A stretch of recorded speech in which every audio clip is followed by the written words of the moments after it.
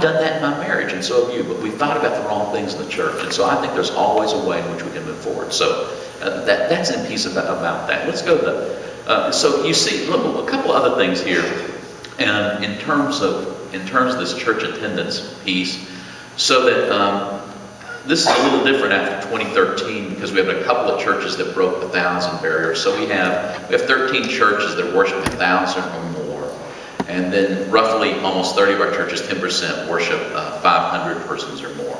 This just gives you where we are. By the way, none of those denotes what is best or better. Okay? This is not a value. This is not an evaluation. This is a descriptive slide. Go to the next one, please. Nope, back. I'm sorry, my fault. So tomorrow, when the United Methodists in North Texas gather, and we assume it's an average Sunday, whatever an average Sunday is. Of the 4 churches worshiping over 2,000, those 4 churches, 10,000, over 10,000 people will be worshiping those 4 congregations. One of them, people can name 3 of them pretty quickly. They can name Highland Park in Dallas, First Church Richardson, and Christ Church Plano. It's the 4th one no one gets. Clergy may not answer this. Can you name the 4th church, other church that worships over 2,000? First UMC Dallas. No. No, not St. Andrews. Korean church. The Korean church is exactly right in Irving. Central Korean. Over 2,000. Now, I haven't been to Korea. I've talked with the pastor a couple, 3 times in the last few weeks. I've not been there to worship. But if you go, it's always lunchtime afterwards, you know. I've been to a couple of our Korean churches, and they serve lunch to everybody after the worship service. But that's, which says to us that we have a number of Korean churches, some of which are thriving, some which may be struggling because of an immigration issue. But we know that the Koreans moving into the Dallas, Collin County, Denton County are a mission field for North Texas. Okay? So that's by size. And again, just to let you know, but I wanted to talk about the Korean church just because I find it very fascinating. And they do grow larger churches. It's just in the DNA to grow larger churches. Well, in the Hispanic community, their churches are smaller, and there are more of them. And so we find ways in which to reach a larger number of Hispanics than Koreans, knowing that we're for the most part, we're talking about congregations that are going to move from 50 to 200, 250. And that could change, but right now that looks the way it's going to be. Okay, let's go to the next slide. So when we did this, then there were some dilemmas that we discovered and that we decided that we would work on. And these are what they are. The first thing is a conference strategic plan. How many of you are lay members of annual conference? How many were there when you adopted the last strategic plan a few years ago? Several of you. Which, as I said, every annual conference in the country has done a strategic plan that was really a restructuring plan. You know, let's cut down the number of districts, let's do this, let's do that.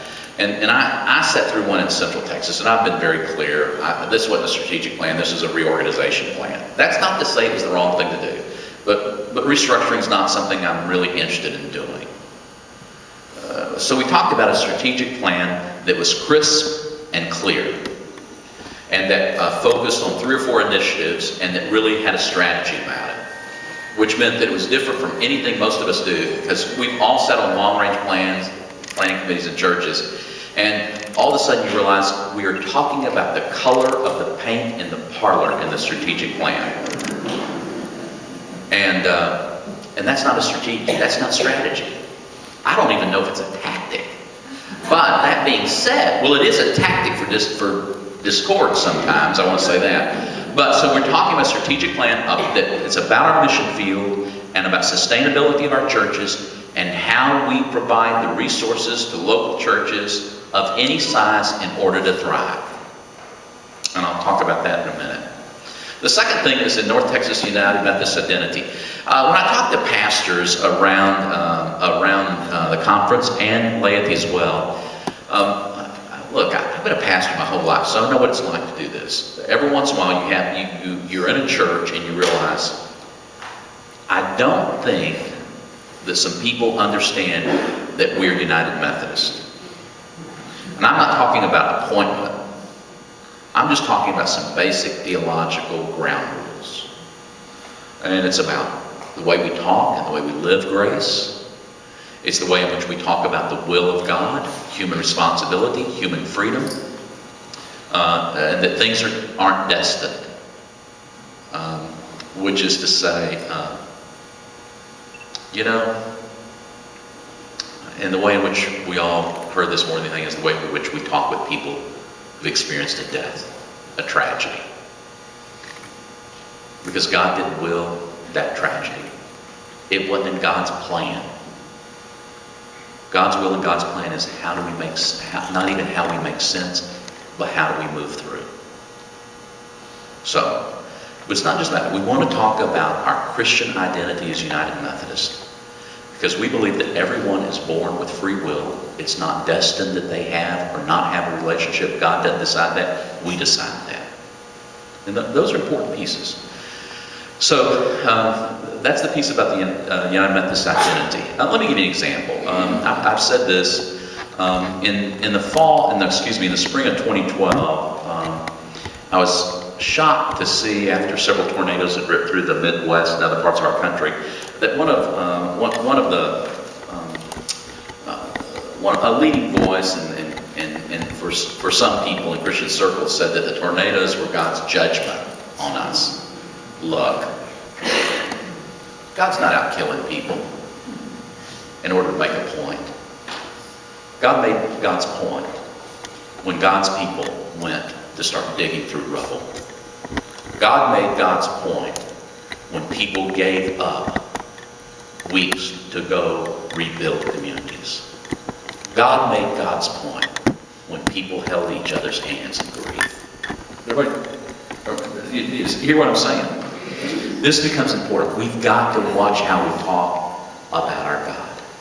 Because if we're going to reach the mission field, people who are saying no or not interested in the Christian faith, they're saying no, and their lack of interest is because I firmly believe, and know because of the sociological data that we're now gathering in terms of religion in America, is they are saying no to a God you and I don't believe in. They want to say yes to the God that you and I talk about in the Methodist Church. And frankly, we've got the stuff theologically, but we're not delivering it well enough. So this is about our identity. The third piece is about local church outreach and mission. We believe that there's not a church in the North Texas Conference, no matter its size, that doesn't want to do a better job in terms of outreach and mission in its local communities. I'm real clear. I was so wedded to the community in which the church I served was located that we were always looking around what's happening in the city of Hurst or in the HEB area that we really can make a difference in. And people get blinded about what's really happening. So several years ago, we discovered that in all of Tarrant County, that the zip code, there are two zip codes in Hurst, the zip code in which Hurst was located, 76053, had the highest infant mortality rate of any zip code in Tarrant County. Well, that just sent some people in the church over the edge. They just, what's wrong? Something's wrong with the data. That couldn't possibly be true. Well, it was true. And so then it became a way in which for us to say, okay, let's marshal the resources we have in terms of how to address this problem. We did it through one of our missions, and I won't go into that. What I'm saying is we believe that we can help churches connect with each other to do even greater things in the communities in which they serve. And so we want to find ways in which we can help make that happen in some significant ways, or even begin to help churches dream a little differently about mission. We think this is really important as we move forward. I was at last night, our Board of Churches Society for the North Texas Conference had a film called A Place at the Table, and it's about hunger in America. And there was a point at which, people forget this, towards the end of the 1960s, the beginning of the 70s, hunger was almost gone in this country through the use of different things. Now, 1 in 6 Americans suffer from hunger. 50 million people. Here's the interesting thing. When hunger was almost gone, there were only 200 food banks and food pantries. Do you know how many there are now? 40,000. More food banks and food pantries, and the hunger need is greater. That doesn't make sense, does it? So, it's not saying, don't close your food pantry, don't quit feeding people, but what is something that a group of congregations in the county could do to sort of, hey, how could we really address this and find a way to do this a little differently? So that's a piece. The fourth thing is the church demographics and culture, and I talked about the Korean population and Hispanic population. And Henry Lessner and I, hey, thanks for the email. I haven't answered you back. I'm so bad about answering email. In fact, I'm just horrible. Look, I can't keyboard, you know. I do it with 2 fingers. How many of you do it with 2 fingers? Oh, Henry, you're better at email than I am, though. I need to get a little tutoring section. But the point of the matter is that I said last week at this time, and Henry Lessner came up to me and sent me an email about somebody about, we have a growing Pakistani population in northern Dallas County. We have a Vietnamese congregation. We have a Cambodian congregation with which I've spent some time last year, beginning at late spring. And what I'm saying is that we just don't know how diverse some of our communities can be. And so we're trying to find ways in which we can deal with the culture and the demographics for the Hispanic population, and it's all over North Texas. And so there's not a week that goes by that one of our churches doesn't say, we want to start a Hispanic ministry. Well, when we do that, we want to do that well.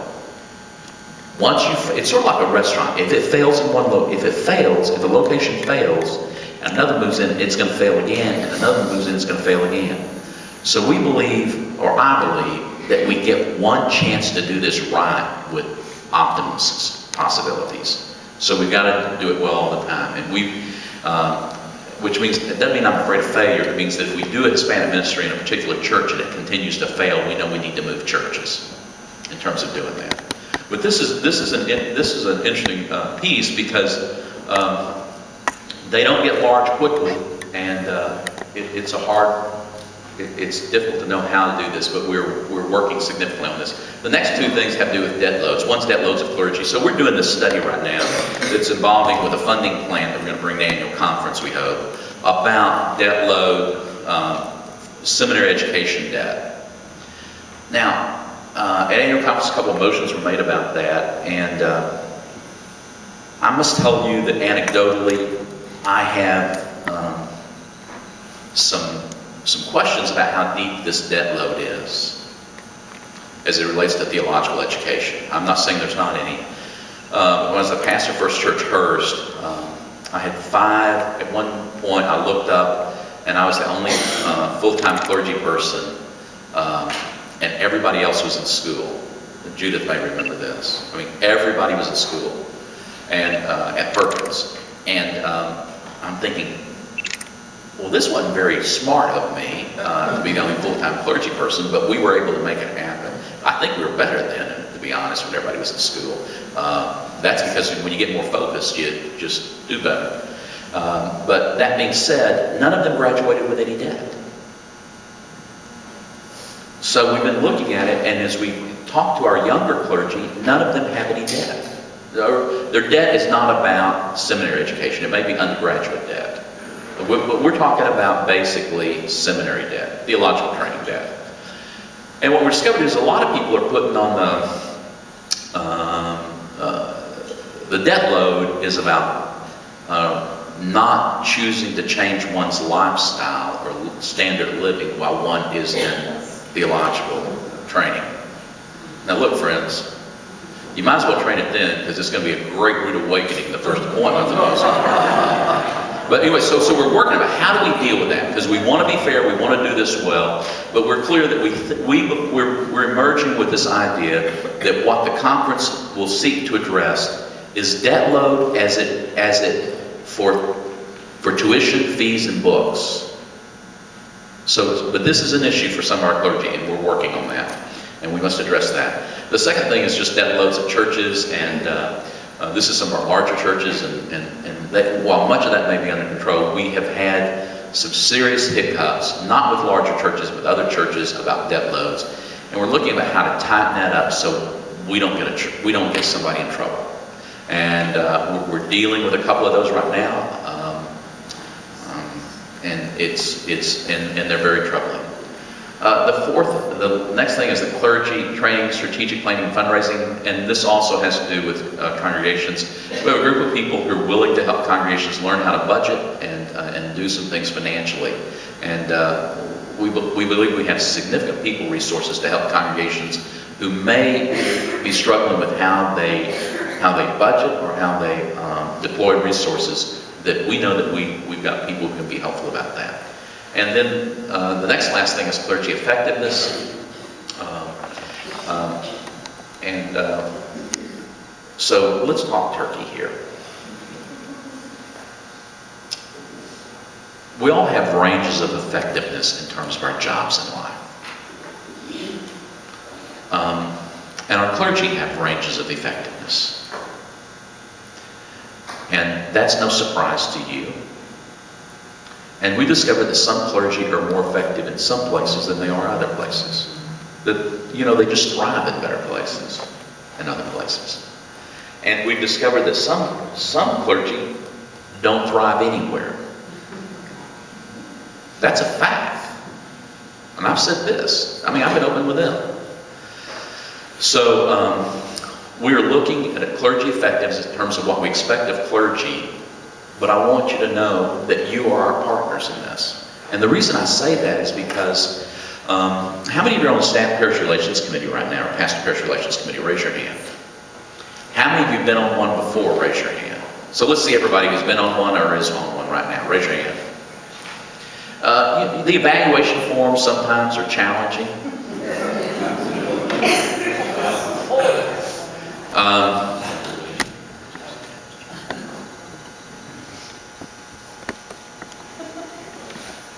If we were to have a survey about what to do with an evaluation form, we get about 3,000 answers.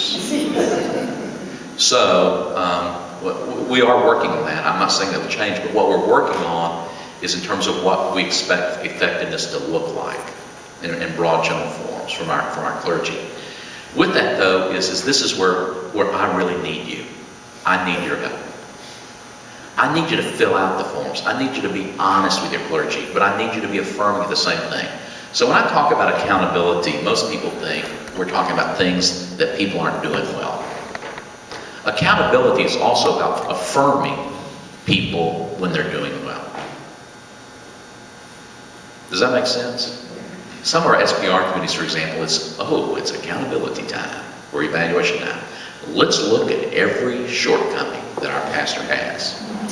Well, I want to tell you, that is really motivating for a pastor. It doesn't motivate your children, and it doesn't motivate your pastor, and it didn't motivate you on your job. There are those things you need to deal with. Be honest about them. Open with them. Do it in the way in which, use the golden rule here. Do it in the way in which you like it done with you. But it's important to be honest, because this is the way in which this happens for us sometimes. And by the way, this is not happening in this district, so this is just so I don't have any church in mind on this. You're off the hook. I just don't want you to get on the hook about this one. So the Staff Parish Relations Committee will say to the DS, this pastor has got to go. So we'll have the conversation with the pastor. The pastor will then talk to people in the SPR committee. Oh, it's not that bad. We think you can stay another couple of years. When they've been telling us they can't stay. So we all need to say the same thing. And we're willing to be your partner, but it makes it very difficult, because I'm not talking to you. This is just this generic speech I've got everywhere.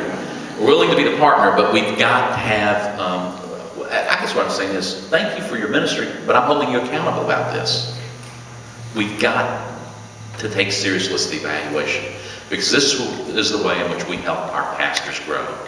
This is the way you help your pastor grow. It's not the time in which to try and scuttle them or move them. It's the time in which you really do the evaluation. And I think what's coming is the evaluation is going to be moved at a different time from the time of the year in which we asked you for whether your pastor can remain, move, or those kinds of things. We're not going to do, I think we should do those things differently at different times. Does that make sense? Yes. And I think that's a healthier way to be. Look, I've been a pastor for 35 years. I've sat through those things with SPR committees. I know what that's like. I know what it's like for somebody who really loves me to say something difficult. But you know what? Thank you for the person's honesty, because that was never an issue again. Does that help? So, but this effectiveness thing, we're rolling out, I hope, at annual conference. The team's been working on it significantly, and that's an important piece. The last thing is the utilization of conference resources challenges of medium-sized churches, and I would say smaller churches as well. So people say, how can the conference help our church? Well, first of all, I need to tell you that the annual conference is not a bank. We don't keep a lot of money lying around. Because if we kept a lot of money lying around, it means that we were apportioning too much money to you. So we are wise stewards of money. Do we make mistakes? Yes. But my wife made me keep a suit that I never would wear and try to put out for the Goodwill for about 5 years to remind me that don't buy everything you think you're going to like. You know, I've made some mistakes, and churches make them. We know that. But what I want to say on this issue is how do we help? One of the questions is going to be in a few minutes. How can we help your church? So there are two ways in which we do that currently. That's just a part of the system that we're using. It's called Healthy Church Initiative. Are any of your congregations using Healthy Church Initiative currently? So we've just begun. We don't know where that's going to lead us, but that's what we're using. And it is not akin to some system that was used a few years ago, because one of the confusing things about an annual conference is oh, this isn't working, let's don't try it long enough, so let's try a new one. So every new thing we try then is suspect. So we're gonna do this at the time, and the other is called Small Church Initiative. Pastors get coaches, congregations, laity get a mentor, and somebody meet with them, and it becomes a way in which we really identify ways in which a congregation can can transition to some greater strength and effectiveness. So that's a part of that. Let me go to the three other things here before we break here for a few moments. That's all I need of the slides, I think. Let me say this. There's a couple other things that we became aware of last year during the annual conference appointment season. And your district superintendent at the time, Joan Gray LeVar, helped us identify this in some very good ways. And that's regarding the appointment of women to our congregations. There are many of us who thought, I didn't, but there are many people who had come to think that this was not an issue anymore. Well, the truth is, it sometimes is a bigger issue than it was 20 years ago. And what Joan helped us understand is that we don't prepare congregations in the manner in which we need to be accepting of a woman clergy person. Now, I want to be clear, this is settled business for the United Methodist Church. This is settled business. This is who we are. This is how we live it out. And what I want to tell you is that we have many, many effective women clergy. And when a congregation says no to a woman, they may be saying no to a very effective person. Which sometimes means that some people prefer a mediocre man to a wonderful woman. Look, you can pull out a little piece from the Bible, we'll do this, do that, but I want to be clear. Women in ministry in North Texas do effective stuff. And I've got a couple, 3 congregations, I know one in particular that said, Bishop, whatever you do, do not send us a man. The last 2 we've had have been disastrous. But if a woman ever fails, and seriously, it gets marked and they blame its fact that she's a woman. Those days are coming to an end.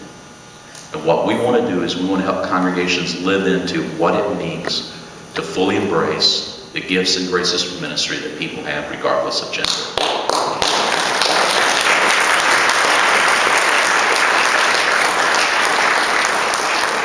So this is non-negotiable.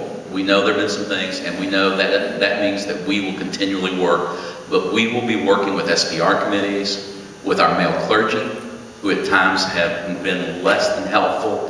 And in fact, there are a number of times I've had to call male clergy after I get home, after listening to them Sunday morning, and say to them, let's talk about your sermon. Let's talk about that you really don't make jokes or say things that really cause one to doubt the effectiveness of a woman, whether she is your wife, the mother of your children, a co-worker, somebody you work for. Does that make sense? And believe it or not, people don't like getting those phone calls. You don't want to be on the receiving end of one of those phone calls because I'm very clear and very slow and deliberate. And the reason why is because I have 2 daughters who, even in today's world, in corporate and nonprofit America, they work in one, work in one the other, knows how difficult it is. And we're talking people who work in Dallas and LA. And frankly, my daughters are smarter than most men. Many of our daughters are. And this comes up to our identity as well. We actually have churches. I mean, there are churches of other denominations. And I tell people, if your daughter couldn't be the pastor, is that the message you want to say about the fullness of the gospel? So anyway, so we're working on that, and we've actually had some very good work done. And I'm excited about the possibilities and what's happening. We are doing the clergy effectiveness, and I've talked about that already. There's a task force working on that. I think this about a couple other quick things. We are engaged in a mission project, and we're trying to get away from the use of word project. Last year at the annual conference, the Center for Missional Outreach introduced, and it was affirmed by the annual conference, to undertake a generational mission plan to wipe out extreme asset-based poverty in 2 zip codes. Now, this was not my plan. I mean, I didn't come in with this to do. And when I first heard about it, I thought to myself, this is crazy. This can't, I mean, I just imagine, this is just, I'm going, how is this going to happen? And then I began to think. I really began to pray about this because I didn't want to say that out loud and sort of quash something. But I thought, if it isn't bold enough, it will not capture the hearts and minds of people. That what happens in the church and in the annual conference